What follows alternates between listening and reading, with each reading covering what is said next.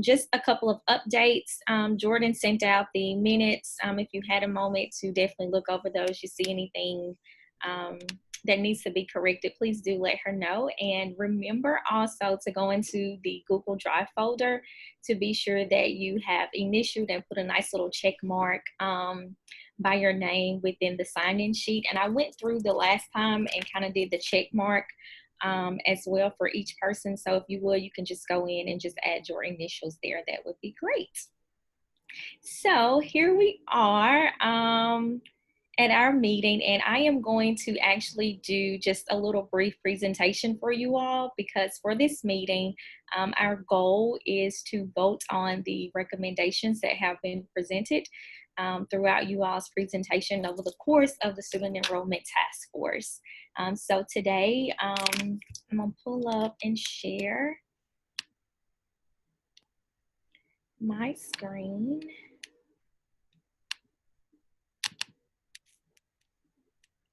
Move you guys out of the way.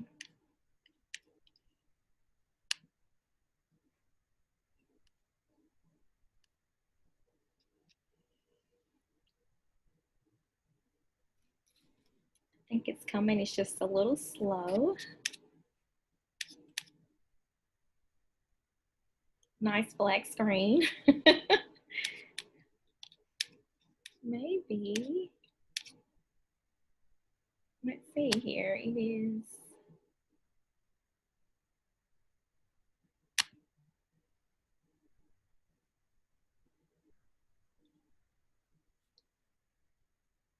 Me depending on technology.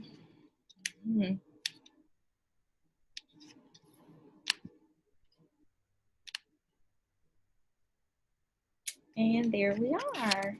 Miracles do happen.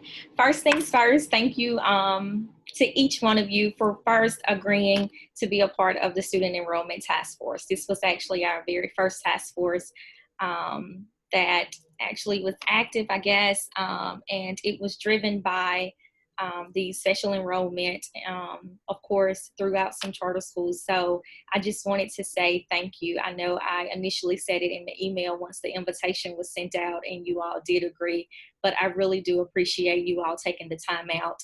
I know you are extremely busy, not only just taking the time out to meet with us, but then also you had assignments to do. So it was completing assignments as well as being a part of the task force. So I greatly appreciate your time, your support, and your effort throughout this task force. Our meeting goals for today, of course, I'm going to go through the recommendations. We can discuss the recommendations, so feel free to jump in. We will also take a vote on those recommendations, and some of those recommendations or a recommendation can actually go forward to the legislative task force that Dr. K mentioned in our very last meeting. Some of those recommendations may be in regards to the contract or some revisions that you all requested for the framework. So we can have an open discussion once we go through that, and then at the very end, we'll take a vote on those recommendations. So just a reminder of the charges that we were given for the task force once it first started. So 2 of those charges were just to kind of go over the best practices, and then the others were to actually to make those recommendations. So just a little screen there of what those charges were. So some of the best practices that we gathered from the task force, one was determining or taking a look at our at-risk populations, ways in which that can be determined throughout recruitment. I think Kevin and Amanda focused on that too as well. MDE, child and nutrition, was one of the best practices as well, that first-year charter schools should work closely with the Office of Child Nutrition at the start of the school year to define alternative ways to identify those free and reduced lunches and also any at-risk students if needed. The lottery was also discussed as a best practice to determine the at-risk student prior to the lottery date if needed. Also focusing on that special education population throughout the recruitment process as well. And then also the child fund to ensure recruitment efforts include that special population that is required. So here we are with some of the recommendations. So the first recommendation is to reword the contract that allows flexibility once the target is met. And just a little brief description there. It says a charter school must give enrollment preference to undeserved students as defined as the Mississippi Code 37285, and rewording that to state until target is met. So that is the first recommendation. Any discussion? Question? Anything you guys want to add?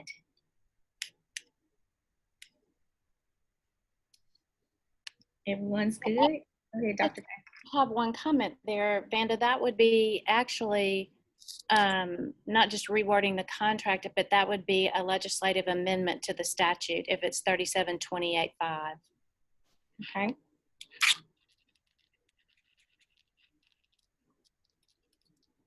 Thank you. Okay. Any additional comments, questions? I see a comment here that this person, and I'm not going to give the person until, oh, she can't unmute. Okay, so I'm going to go ahead and say it. It's from Amanda. She says she does not agree with that recommendation. Just FYI, everybody. For some reason, she's not able to unmute. Okay. Thank you, Amanda. I'm sorry you cannot unmute. Okay. Okay. Any additional comments or questions? Okay. The second recommendation here is to consider looking at numbers more than once a year and taking those numbers and averaging the numbers from across the year instead of just gathering that information once a year.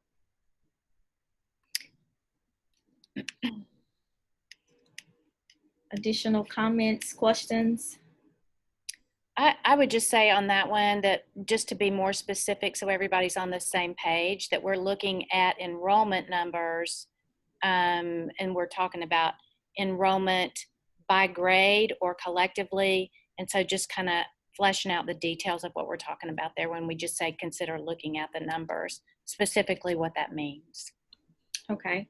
D. Archie, was this one of your recommendations? I can't remember. Christy, did it come from you all's presentation? Okay. Any additional information? Actually, both of these came from ours. Is DRG? DRG, are you on? Because I know this one really impacted y'all. If you want to speak a little more on it. I'm here. This one didn't impact us. Okay. I think this was something that Kevin had mentioned about enrollment preferences with the lottery, maybe. Is this what this is talking about? I'm not sure. For underserved population? Because it's saying, and let's give enrollment preferences. We haven't had a lottery, so it hasn't applied to us. Oh, right. No, I was thinking, I'm sorry, I was off. I was thinking of as it relates to something else. I'm sorry. Oh, the only thing I see here is that maybe it doesn't say that we have to stop at a certain number target is met. It doesn't really mention or go that far into detail. So the way that it reads, I don't think it would need a statute amendment. But Lisa, you know more about this. Do you think it would need an amendment, or is that something that is the flexibility is already in here, right? You know what, DRT, without looking at the language of the statute next to this, I'm not 100% sure. We can always pull that up and look at the details there. It may just end. Vanda, do you know if that just ends at that period? I think it just ends at that period, and then the revision would be to add in until target is met. Okay, let me see if I can find it here.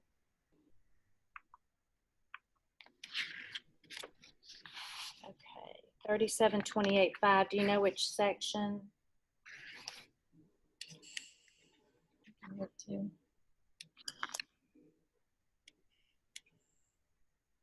Lisa, this is Avery. Hey, Avery. Hey, I think 3728.5 just provides definition. So it gives a definition of underserved student. It's a different provision that has the language about giving enrollment preference, and that's going to be, I'm looking through the code right now trying to find the exact statute. Is it 23, 37, 28, 23? 23 might be, let me look. I think Sorry. 23. Yes, it is. Yeah. That's where the language regarding enrollment preference is. And then when it speaks of 3728.5, that's just talking about underserved students as defined. Yes. So it's actually 3728.23 that will be, if y'all do a legislative amendment, that's what will be amended, I believe. And there are, let's see. Give enrollment preferences to students enrolled in the charter school. There's one, it looks like 1, 2, 3, maybe 3 different sections in there. A charter school shall give enrollment preference to underserved children as defined. So it's the, like you said, the definition to ensure that the school meets its required underserved composition. So there's some more language after that as defined by Mississippi Code, section 3728.5. So y'all were saying to take out to ensure the charter school meets its required underserved student composition and replacing it with until target is met. So Vanda, if you want to pop in there and see if you can get that language in so that we know we're all looking at the same information. It's 3728.23D. So you've got an actual versus a proposed language.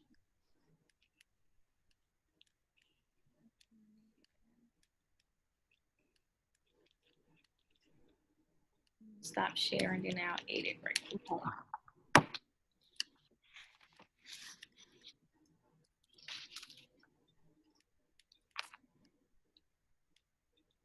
I believe it's more than just D, isn't it, Lisa? I mean, Oh yeah, that was it's just not the also.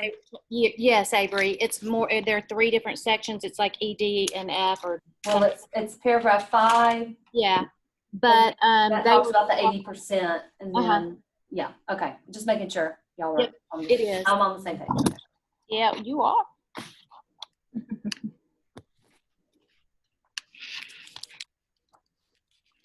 Okay, so it's Mississippi Code 3728.23. How many sections, Dr. K, and which section is it? It's under, let's see, under section, actually it's under 8, isn't it? No, I take that back. It starts at 5.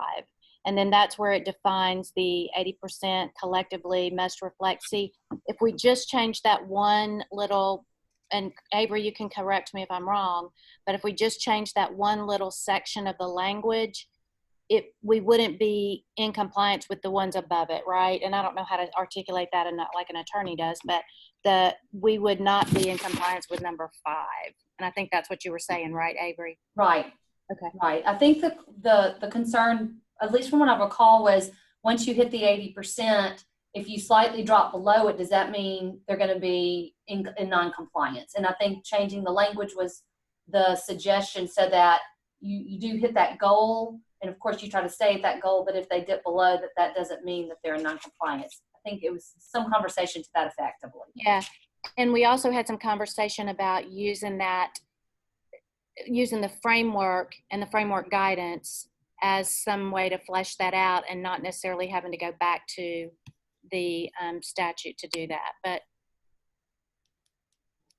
Amanda has a question. She wants to know, can someone share the why behind that change? I missed a meeting, so she apologizes.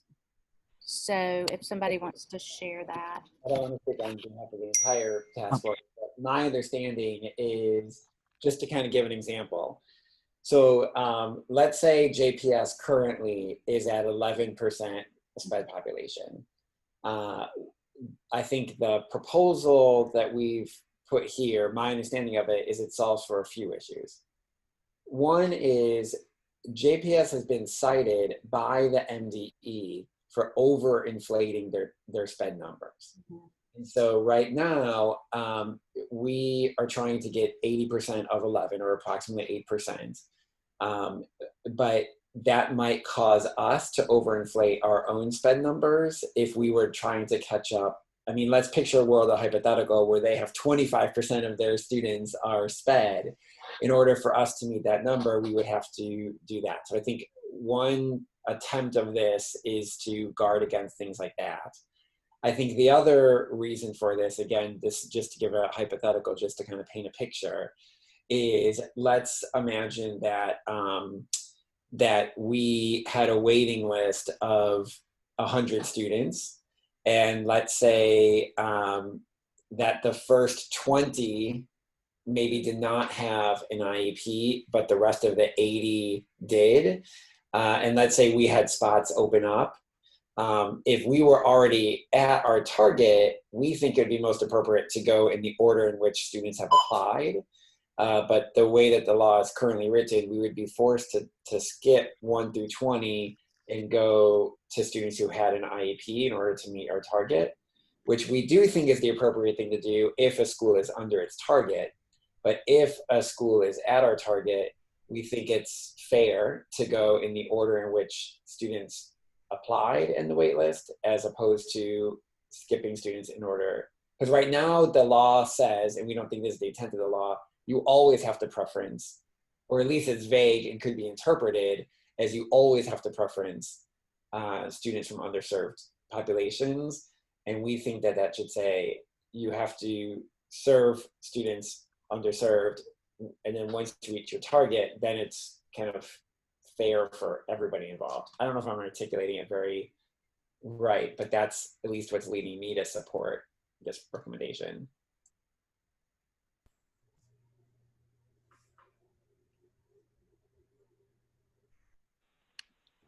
Thank you, Kevin.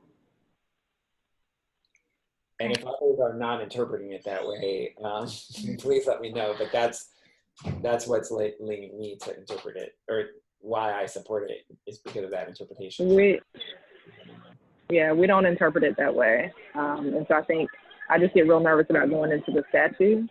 And so and maybe it's a conversation about how we operationalize it rather than changing the statute. Thank you. I appreciate those comments, Amanda. I said that, I think, the last time we were on here. I really am anxious about that as well. I think it gives us a lot of pause for concern, or it could potentially, if we pop open that statute and anything could happen. So, and I'm trying to be unbiased and let y'all, decide how you want to roll with this, but I'll share my thoughts, and then we'll, whatever the task force decides, and that's what we'll do. But I do have a lot of concern with opening it up, and I feel like we can, like you said, fix these challenges within the framework and or the framework guidance, so that we don't run across issues like this, and we plan for those ahead of time. Now that we know that there are challenges, like in kindergarten, first grade, with not identifying, and or Kevin, in your case, where maybe JPS is over-identified, that we allow for that in the way that we do our work from this perspective, in terms of oversight. So again, I'll try to be quiet and let y'all just talk about it. So. Well, I think that is helpful, because I am not in favor of the recommendation because I want to go to the legislature. I think if there was a way to solve it without that, I think that would be even better. And I have a similar question about that second recommendation, because I guess I just don't know what exactly that means to consider looking as a recommendation. Is that if we were to support that, is that just our group telling you to consider looking at it? Because I think what it's trying to solve against, and this is something I've spoke about many times, is at a small school, when we lose a couple families, our numbers swing wildly. And like right now, we're sitting way above our target. Last year, we were slightly below our target. It swings quite a bit, but I don't know how that would end up playing out, because you do it at a point in time. So I don't know if this is I don't get what the second recommendation is actually saying. Is it saying change the performance framework? I don't know what consider looking means. So Kevin, I'm And assuming, and I think this was one of the arches as well too. And I'm thinking, the right. correct me if I'm wrong. Yeah. So I'm thinking that the recommendation is like, instead of us doing just collecting it at a fall site visit, that there are multiple times throughout the year that we actually collect that number and then take an average at the end of the year. Is that correct, Archie? Yes, I think that's what we mentioned. And then with the first part where it says rewarding the contract, we mentioned that, and Christy and I mentioned that in our presentation, but that was in C and D. But when Lisa and I at the last meeting spoke about E and F, presented that, we decided, our recommendation then changed from an amendment to just addressing it in the framework. If that makes sense. Yeah, thank you, So I D'Archie. think you pulled this from C and D. Yes. The part about looking at numbers more than once a year, we did talk about that in our team time today again. And I think there are a couple of options around this. If let's say we come out for a site visit in the fall, let's say you're scheduled for a site visit in the fall, we come out, your numbers are great. We don't even look at it again. Your numbers are below target, then we look at it a couple more times. But we, like going back to what Amanda says, we operationalize that within the framework guidance and the framework. And so it gives you an opportunity to adjust your numbers throughout the year, and it won't be reflective then on your annual performance framework report, which gives everybody concern, of course. So then we kind of mitigate that issue by giving you several different times and opportunities to look at the enrollment numbers. Is that helpful, Kevin? Or it is. So we're voting on recommendations today, and I guess I'm confused because it seems like we're voting on some that we are recommending to the legislature, and then some that we're recommending that aren't as concrete. Like, I guess it's like, do we have to vote on this as a recommendation, or is it just something that you're going to just think about? Or, I guess I'm confused with what we're being asked to. I think you're actually going to vote on them as recommendations. Once we get to the very end, you'll be able to decide as to, yes, you would like to recommend it, whether it be to the legislative task force, whether it be for the framework guidance. So you can make your recommendations for either or, yes or no. And then I also included an option of just removing the recommendation altogether.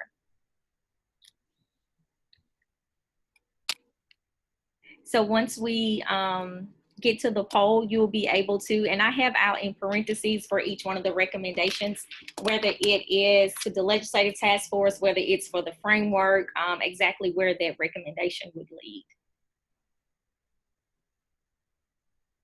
Does that answer your question, Kevin? Yes, thank you. Okay, you're welcome. Okay. So can I ask something regarding the first one? I mean, do we think, because I think we have consensus that it's better not to open that can of worms at the legislative level if we don't have to. So do we think that there's an option to just work within the framework for number one without going to the legislative arena? Is it the interpretation, I guess, of the authorizer that there's room within the framework that some adjustments could be made with the wording and what you're looking at that would not put us in violation of the law? I think that actually there is flexibility even within the law.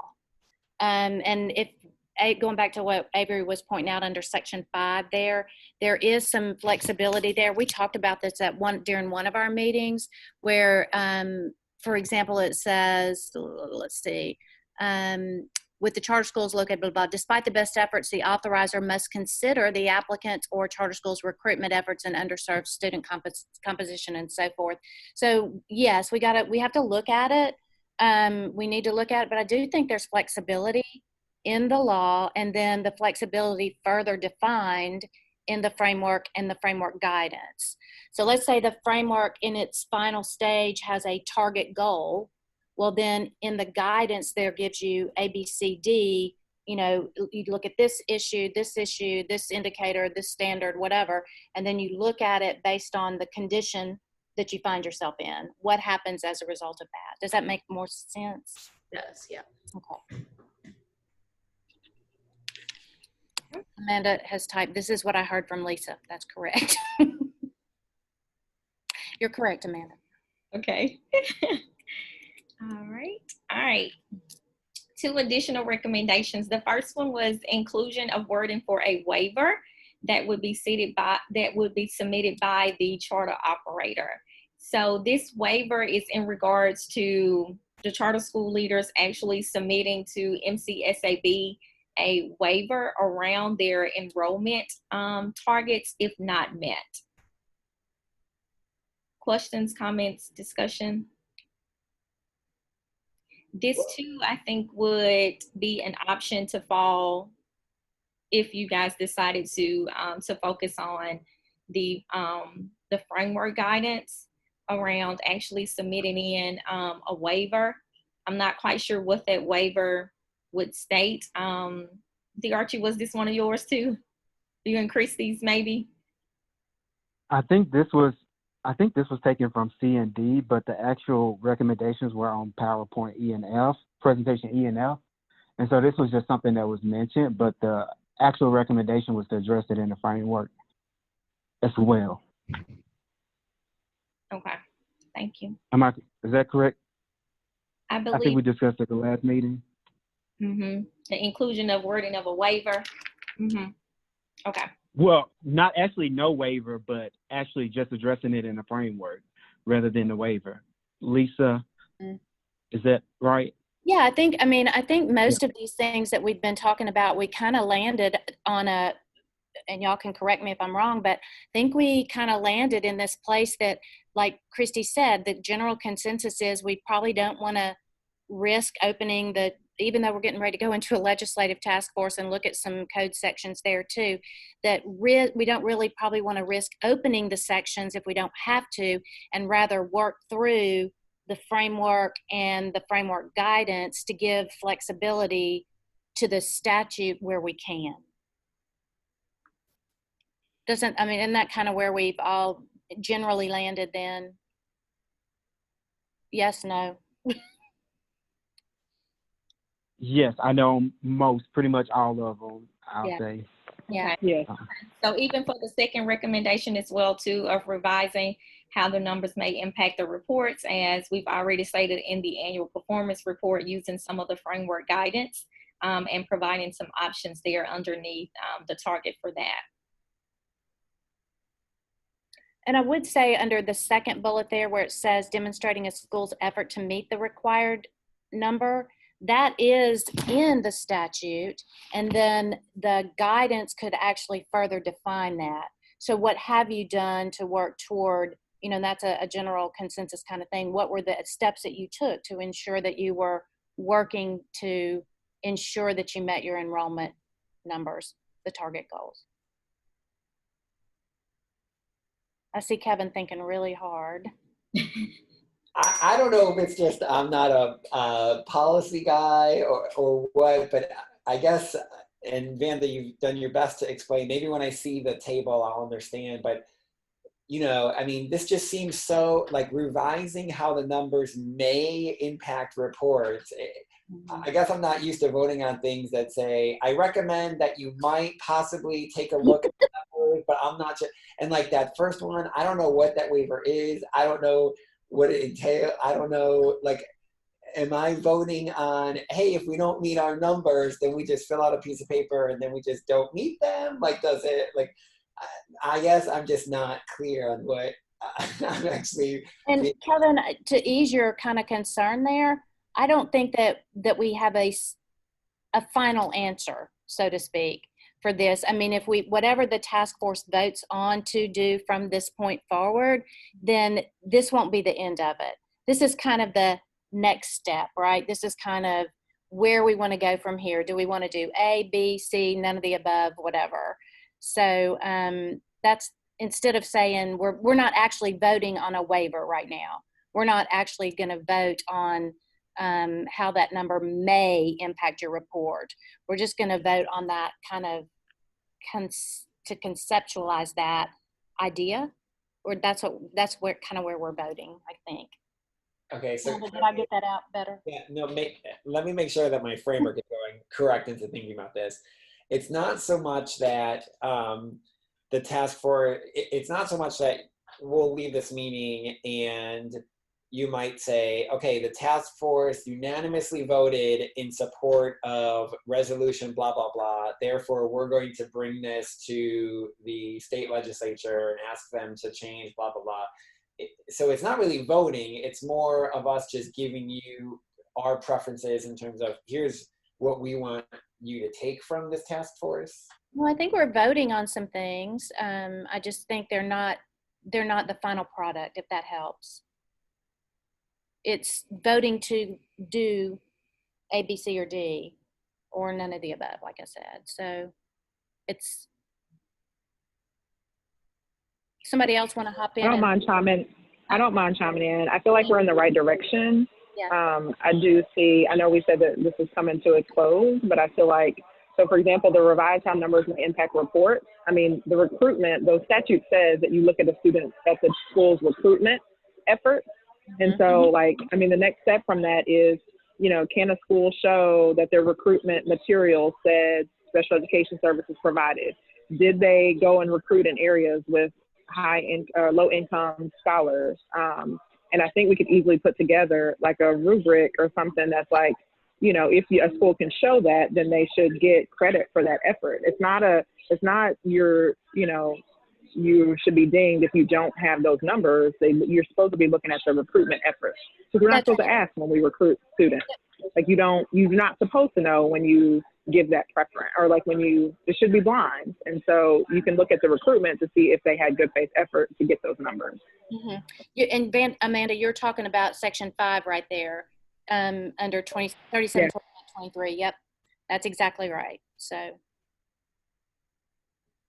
Kevin, I don't think we've solved your question yet, but Vanda, I think it'll be very clear when we get to the actual voting poll thing, because Vanda referenced like a table that lays it all out and all that stuff. So I think I'm just trying to frame my orientation towards this. So thank you.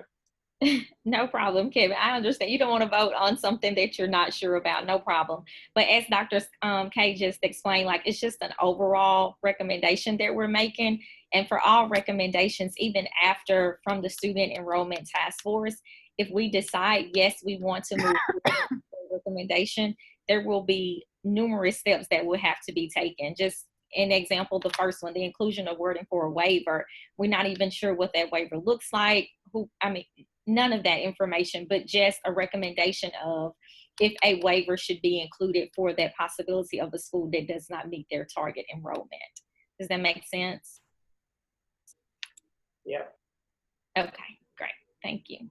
All right, any additional comments, questions on these two here?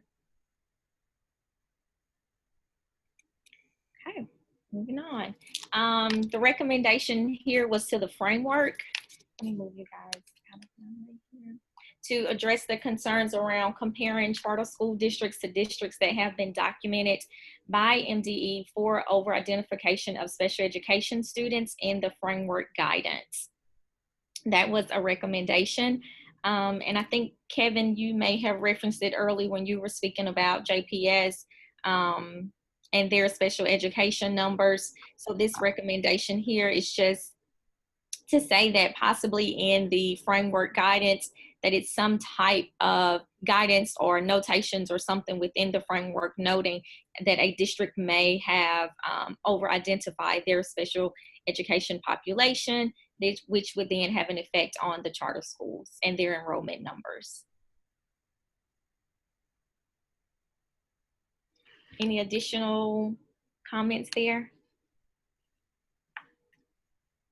Everyone's good. Oh, that one must be easy. Okay.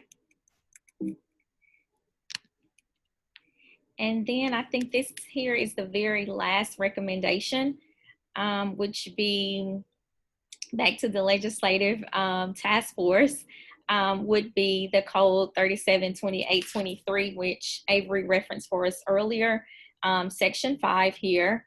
And you can see the wording prior to what the recommendation is. It stated reflect that of students of all ages, but changing the all ages and revising it to by grade level. So that way the comparison would be by grade level and not as like a K through 12 setting, but grade level by grade level comparison. Comments, questions here? I think this one came from the last presentation. Was that? Go ahead, That was DRT and I. And just to clarify, you don't think the authorizer has flexibility the way it's written right now to just do that? You know what, Amanda? I think we do, to be honest with you. I think we have that flexibility in defining it through the framework and the guidance. But when DRT and I met, we talked about it, and this was kind of the issue that actually the issue that led to this task force was that we were looking at grade levels versus a collective number, which is what the statute says. Avery, can you pop into the code again? Because as I said that, I'm not sure, Amanda, it says collectively, and it says all ages there. Yes, I'm looking at it now, and it does say in paragraph 5 under 372823, it must reflect, it says the underserved student composition of the charter schools enrollment collectively must reflect that of students of all ages attending the school district. So that is the language that's in there now. Mm-hmm.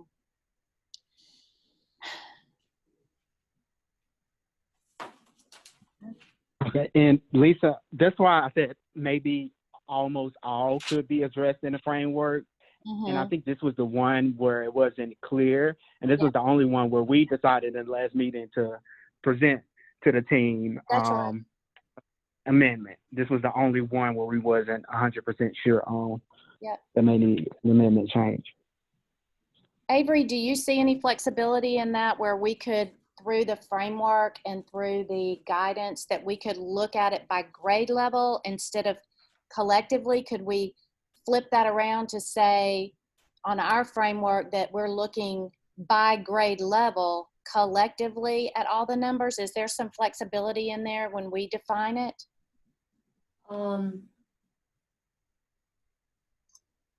You know, that's a hard answer for me to give just looking at it right now, because typically, I mean, there's not, the language is not unclear. And normally when you have to, when an agency would give an expanded definition to a statute, it's because maybe the statute's unclear. But if it says of all ages, that means all children enrolled in that school collectively. I mean, it's pretty clear. I don't know how you could say, well, that's not how we're looking at it. Yeah. We're only but is it by not grade level. Go ahead, Amanda. But could you not look at a school? So we opened with kindergarten, first, and second. Collectively, all ages of my school would have been K1-2. So could I not compare to K1-2 of the comparative district? And that would be collectively all ages. Instead of comparing me to CMSD K-12, compare our school in our first year, K-2, to CMSD K-2. I think that's collectively of all ages of kids in our school. I mean, that argument can be made. I mean, certainly. I mean, I can't, you know, this isn't just a quick answer. I mean, this is an interpretation of a statute that's different than the way it's been. So, I mean, I can look at it and see if I can find some statutes that have some kind of similar language. I know it won't be exactly the same, to see how we've maybe opined on that. But I mean, that's certainly just an trying to argument that can be avoid made, opening it though. up. And until someone challenges it, then, you know, you could move forward, but we don't want to have a challenge later is the point from another school or a parent or whomever it might be. Right. All right, I'm gonna read it again. The underserved student composition of charter schools enrollment collectively must reflect the students' ages of the students attending. I mean, I can definitely understand what Amanda's saying, and that makes sense to me. Yeah. To do it that way. If we can write it into our framework That way. guidance that way, I think we can do it, because it does say the underserved student composition of charter school enrollment. So, and everybody's enrollment is going to be different. Just think about LaFleur this year. They're just going to be 6th grade. So Yeah, I think it has to be their apples to apples. student composition of 6th grade must be reflective of all the students attending the school district in which they're located. And that all ages, I think, is kind of what is tricky in the statute. Right. Because I don't if you even know why it needs that. Yeah, if you say all ages, then you mean, you know, You mean high school, middle school, and elementary. That's what it means. Yeah. So that makes it really tricky. And that's what, you know, DeArchie was saying early on, Right. kindergarten and 1st grade in his case. And then for like LaFleur this year, I mean, it's going to be tricky for them, having just 120 kids in school, 6th grade only. It's not really fair to hold them to a standard that is district-wide number versus a grade level number. Right. Now, Lisa, But that's the problem. That's the problem with the language. Yeah. That's Go ahead, Christy. yeah, I was just gonna say, with this change, I mean, the only thing that I like, for us, we're very different than LaFleur or DeArchie. I like collectively because it allows us to look at 5th through 8th. I think versus if you say by grade level, now will our 5th grade have to represent the 5th grade of JPS? The 6th grade have, because now that's going to get. Yeah, and I think what if in the framework and in the guidance you do an and or, you do a whichever, you know, kind of whichever way you're going to meet that target. It's kind of like, I don't know, like when you're doing your taxes, if this happens, then that happens, you know, but if this, then you go to that, if so that it gives you an opportunity one way or the other to meet the goal. So by grade level and or collectively. But the statute does not say that. I know. It says, see, that's the issue I have, because you're really expanding on the language of the statute by regulation, or framework, which is regulation in essence. And you can, and an agency can't expand on state law. You can be more restrictive, but state agencies are prohibited from expanding on what the legislature has enacted. Okay. And I don't know if they even understood the intent of what this would do when they put it into place. I'm betting most likely they did not. I bet not too. Yeah, and that's the problem. Dr. Lisa, to go to Dr. Hendricks' point, if we are going to suggest a change, which again, I'm not sure we should or should not, or you know how that works, but if we do, is there a way to frame it as by grade level band instead of grade level? Because again, I think. Yeah. I mean, Kevin, if we take a technical amendment, if the task force decides we want to go forward with a technical amendment to the code with this section in particular, then yes, we can craft that language and redline it to say what we want it to say. So we could say grade band, we could say and or, we could say may versus shall. We can redline what we need to do for a technical amendment, but that just needs to be consensus from the task force on what we would want to do. And do remember that just because you submit language doesn't mean once it goes to committee that that will be the language that comes out. That's exactly right. So That's a great. just as a, just to mention that. Wow. No, it could come out of committee and say you have to be at least at 90% of the population or 85%. It could come back in a bad way. Right. And I hear, okay, so a few things. One is I hear that, and that's the desire to not go any legislative route if we need to.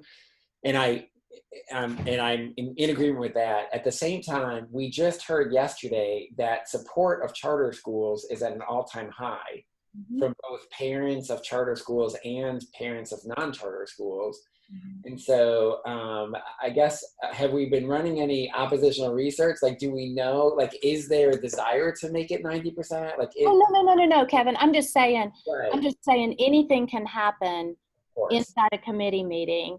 And you know what the temperature is right now of the legislature right now. Who knows what it'll be like after election day. Right. So yes, we do have, but also keep in mind that pool was pretty shallow. We're talking about 200 parents versus of charter parents, 400 and something of non-charter parents in that survey. So we're talking 600 families versus thousands of families in JPS and across the Delta. So it's a relatively small sample size.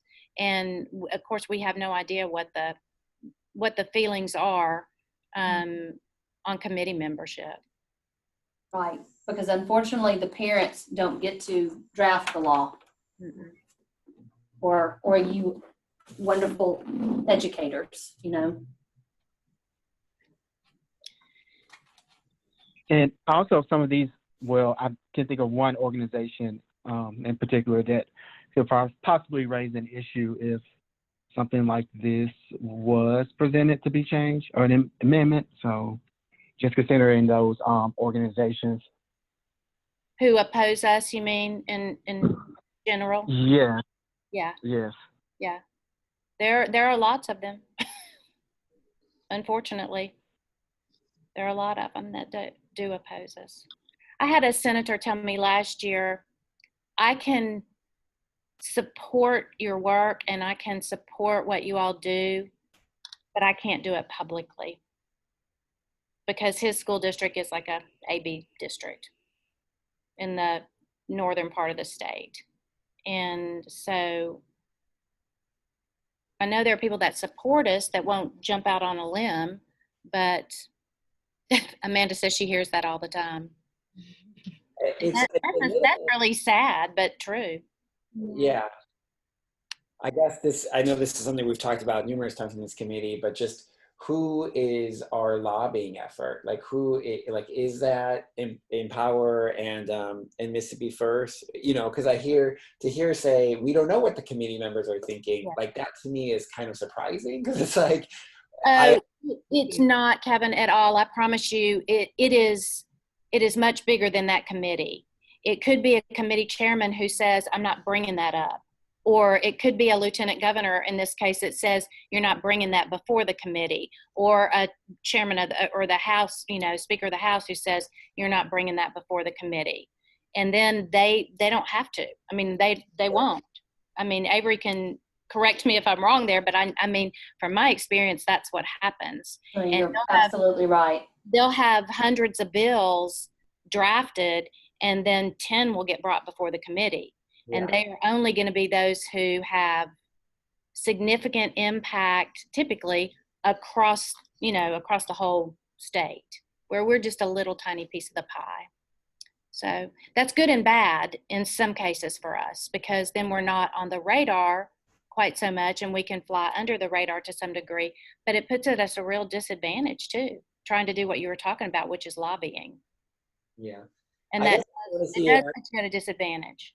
I guess I want to hear, DRG, if you wouldn't mind sharing your thoughts, because frankly, this doesn't really affect our school very, very much because, we're 5 through 8, which is rough, it's kind of right in the middle of what JPS is. And so the numbers are comparable for us. I think the statute as it's written most especially screws over younger schools, because it's unlikely that kindergartners are going to have an IEP, or, you know, it strikes me that this mostly hurts in elementary school. And so I think the selfish part of like, let me only think about Midtown would be, it just seems like way too big of a risk, you know, for us. But if this is a real equity issue and it's like, no, we all need to stand behind supporting this, you know, it really does hurt me a lot. I guess I'd be interested in hearing that. And I guess if you yourself are saying it's not that big of a deal for us, then it's definitely not that big of a deal from our perspective.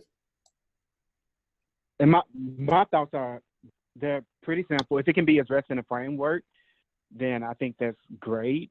But if not, then an amendment would need to happen. But to me, it looks like it's clear. It says by all ages here, but I'm not a lawyer. I don't have any background in any type of policy. So I just want to make sure that it is fair. And not just for Ambition Prep, because there may be another school authorized, elementary schools. Hopefully there are many more, and they will have this issue. One yesterday. Yes. And most likely. Can we? Go ahead, DRT. I'm sorry. Oh, no, I was just saying that just come from my prior years in special education. Just knowing we won't get that number at K1.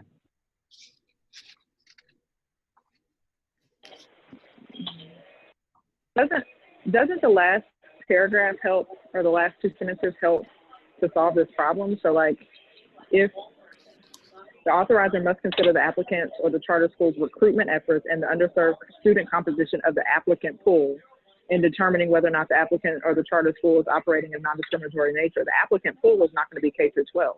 The applicant pool is going to be K through 2. A finding by the authorizer, and then it would be up to the authorizer to define whether or not the school was acting in a discriminatory manner. That's a good point, Amanda.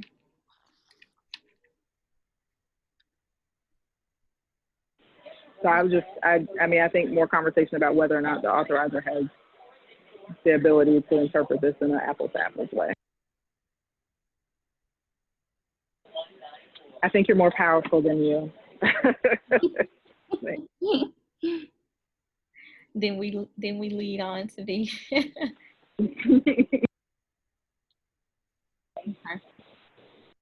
So you're saying that maybe those two sentences there would kind of give us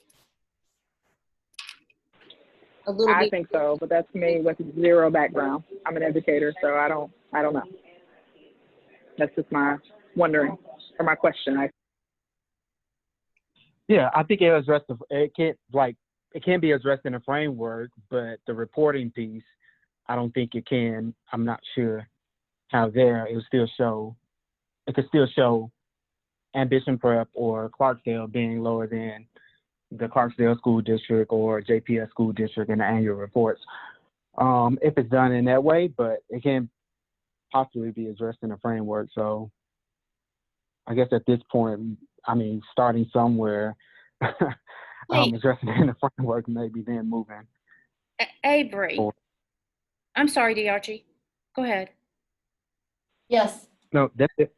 Oh, okay, I have a question. On section 5, we're still under 372823. It says it uses the language underserved. Well, if you go back to the definitions where it defines underserved, and we've probably talked about this some before, but for clarification, then we're talking about students who are free lunch and qualify as having special educational needs. So is there a way to combine? Here's what we don't want to happen. We don't want to just say because all of our schools serve, 90% of we don't want to use this as a way to get out of our obligation to serve special needs children. I'm not saying that, but is there a way to use that as a leverage point for some flexibility? In what way? Well, because you're talking about underserved, you're talking about not in this, when you look at the definition, Right. if you look at that, you're not just talking about special needs children. That's correct. That's what you're supposed to look at. At-risk children. Well, at-risk children are typically defined as by free and reduced lunch. We use free lunch in our case, but free and reduced lunch or free lunch. So if you've got a combination of that collectively, wouldn't that somehow solve this problem? I don't know the numbers, but you're supposed to be looking at both. It's not supposed to be one or the other. You have to look for the definition that's provided by statute. Yes, and that's where I'm going with this. I don't think that the contract was technically right to begin with. Somebody help me with where that came from. Exhibit E in the old contract. Somebody I don't have that in front of me, so I can't. Do you have it? I'm not right in front of me, but school leader. Anybody there that has that handy? Let me see if I can find an old one. It'll just be a different exhibit number on the new one. Okay. It was Exhibit E where we put the percentages, right. but That's right. It was Exhibit E, but now I think it's Exhibit D or F or something because we changed those exhibit numbers or letters. Amanda, you and Christy, y'all have been here the longest in terms of signing off on a contract. Do y'all know where that table came from and why it was developed and designed that way?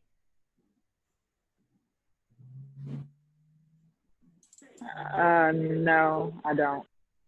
I was just looking to see if I could find it, but whatever was in our contract was developed, I mean, at the very beginning. Uh-huh. So, Marion developed that. yeah, and Marion would have, I mean, honestly, we were right at the end.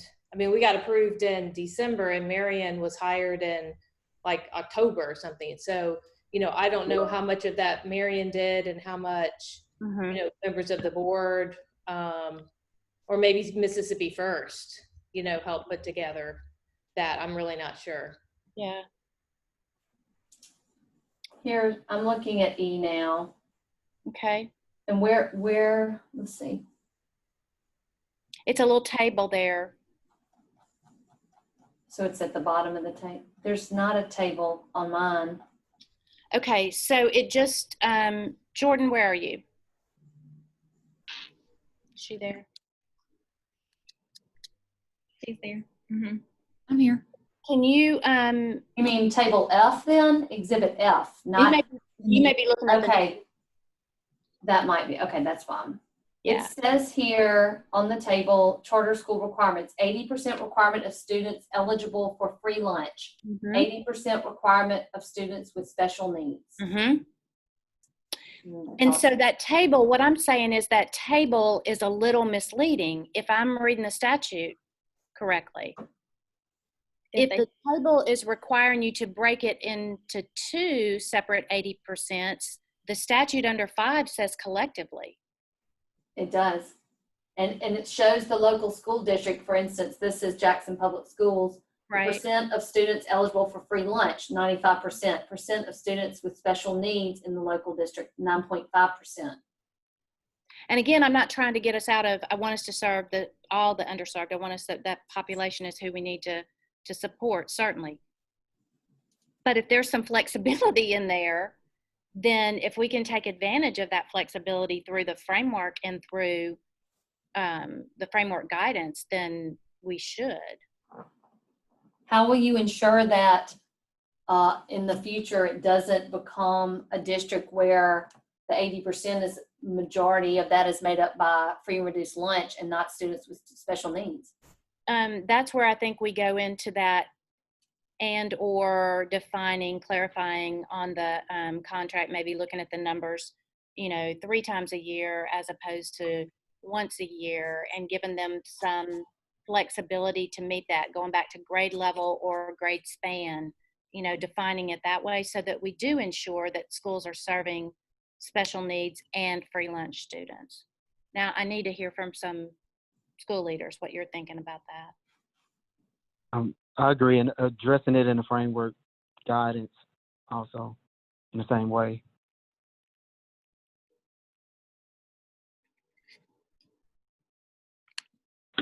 I think I'd be okay with that. I think I'm probably more okay with it looking at it that way than going and doing it multiple times during the year.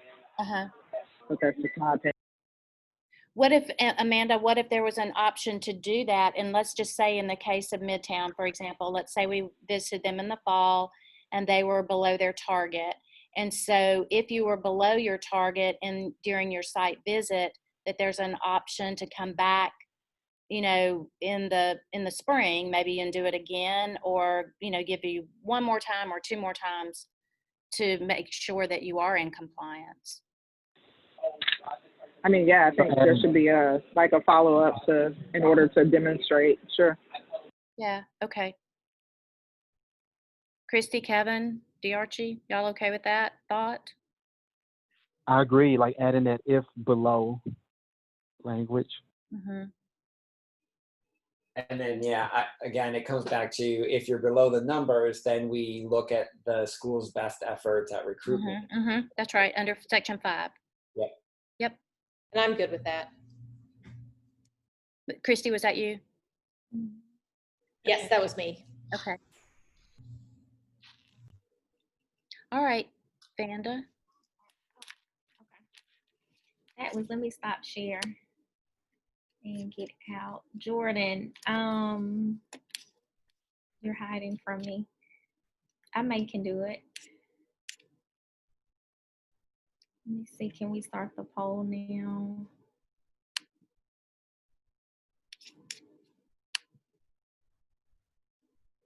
Avery, are you still there?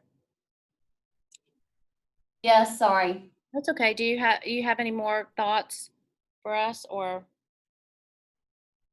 No, I mean, as far as the policy, Mm-hmm. looking at it from a policy standpoint or framework standpoint, no, I don't. I mean, that's Okay. more y'all's area versus looking at it from a statutory. Yeah. So if we use that definition of underserved and then we figure out a way to weave that into making sure there's compliance, but also making sure that there's some flexibility in there, Right. either through multiple times, because the statute is silent on that. It doesn't say how many times you can go. It just says you have to meet this standard. That's right.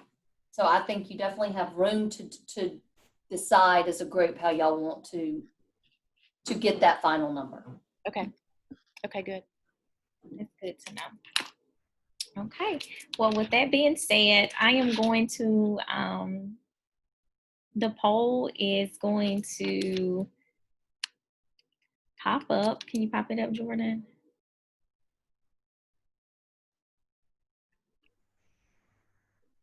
Is it showing? Mm-hmm. Mm-hmm. Oh, I can't see it. Can y'all see it? But it's gonna, oh no, it's counting up. Okay. Can everybody else see it? I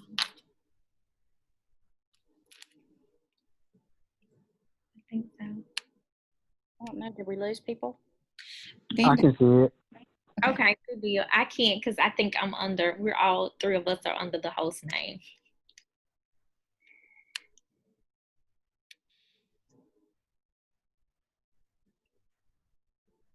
And Lisa, I certainly not gonna mark it since I'm just here as advisory. That's right. I don't want you to mark it. I don't want you to get in trouble. But we do need for everybody else to vote. Well, y'all just put in the chat when you're done putting in your answers, and then I can end the poll.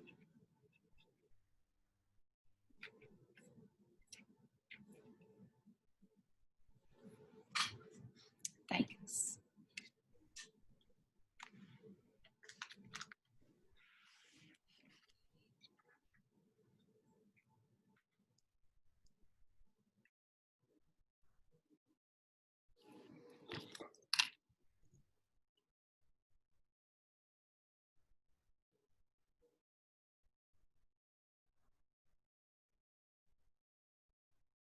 Was there an option for rewording the framework as opposed to rewording the contract?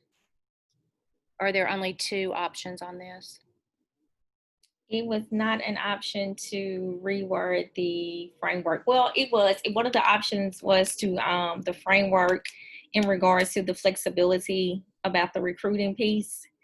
That was an option as a recommendation, but not from the last option that we just discussed, the visiting during the multiple times.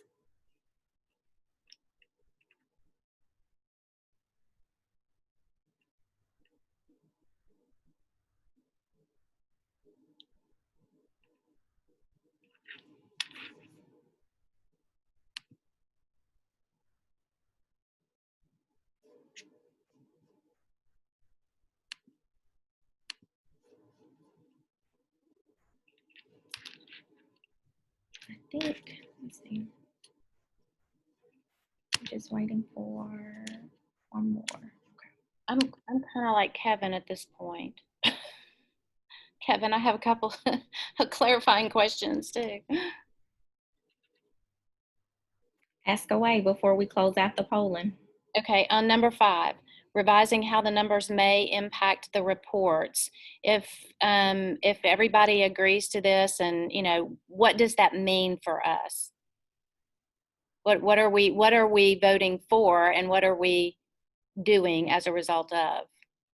Because it says recommendation for the board. Is that that we're going to go to the board with this, the MCSAB board, or to the MCSAB team to make the recommendation to reword that wording? I'm not sure who made that recommendation. I'm not looking at it to see. I think it may be, Christy, was that one of you and D. Archie's recommendation to reword?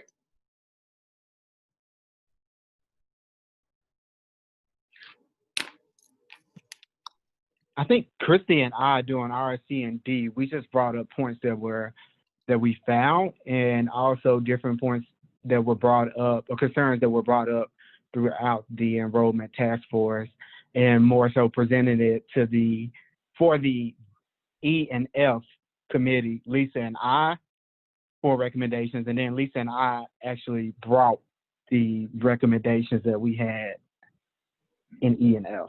So anything before then is actually Not a recommendation.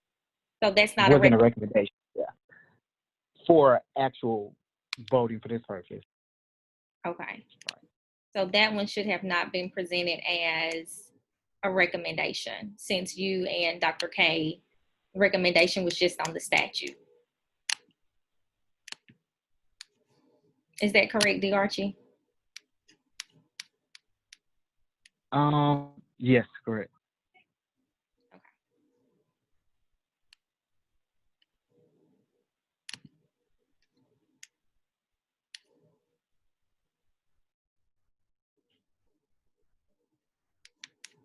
Okay.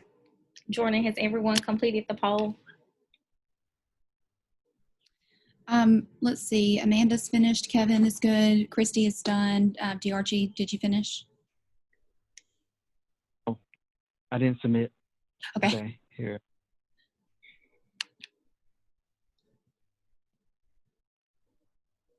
All right. Okay, so I'll end the poll.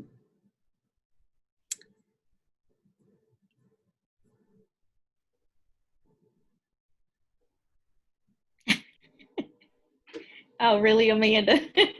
She said Midtown gets 2 votes, just joking. Okay, Banda, you wanted me to share the results? Sure, you can. Okay.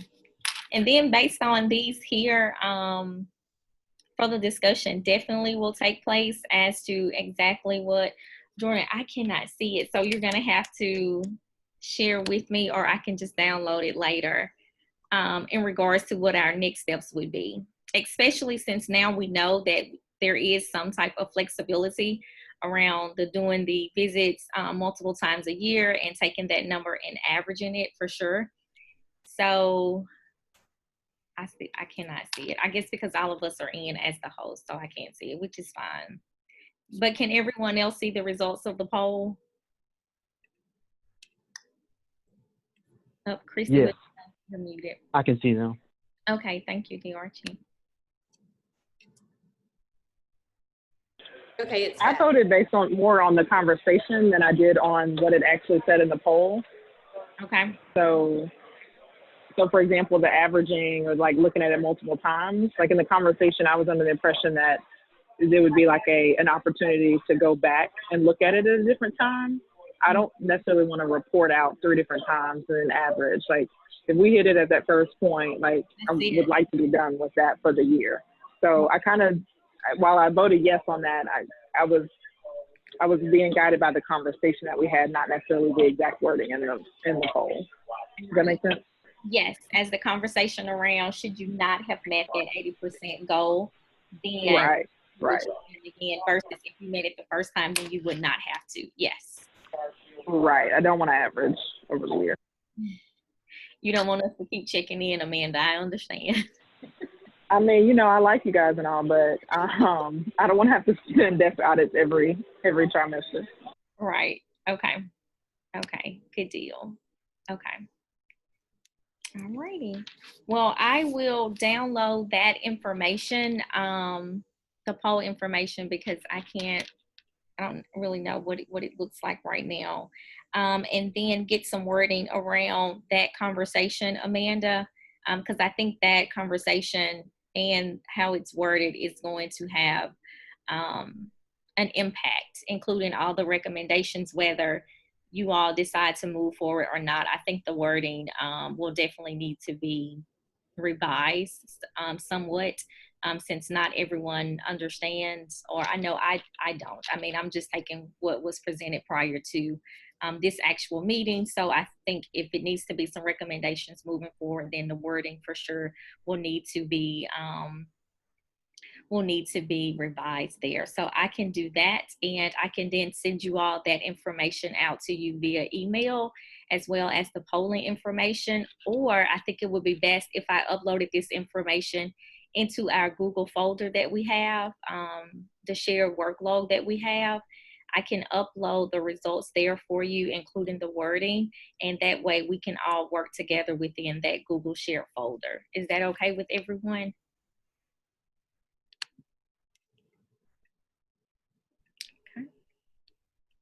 Yes. Okay, perfect. Okay, then I will get that information in, and then we can work from there. As of right now, our next meeting was scheduled for November the 10th, but that meeting was just in regards to us preparing if we had some recommendations to move forward to the board. So after I put the information into Google and we work through that, then we can determine that as well too. But also, as of now, for the performance and accountability meeting that we were going to present this information to the committee, we're going to hold off on that so that we can take the task force information as well as the legislative task force information and combine it to present to the performance and accountability committee. So we will not have that meeting. Any questions? I have one question because I ran off to the restroom for a minute. So did the task force decide to go with a legislative recommendation? I can't see the poll. If they did, that was within the polling. That's why I said I'll download it, upload that information into Google so that everyone is working from that workload. But I can't see the poll results right now since all 3 of us are in as a host. Okay. I'm pretty sure we said no, but I think it was more no because of the conversation. So like if we have flexibility with the way that it's going to be interpreted, then and it can be looked at grade level and at different times of the year, I think that's the reason why it was a no. Okay. That's what I think I saw on the. Okay, got you. I will upload it. Any other questions or comments? Okay, perfect. Thank you all so much. I will be in touch. I'll send you all an email confirmation once all has been uploaded.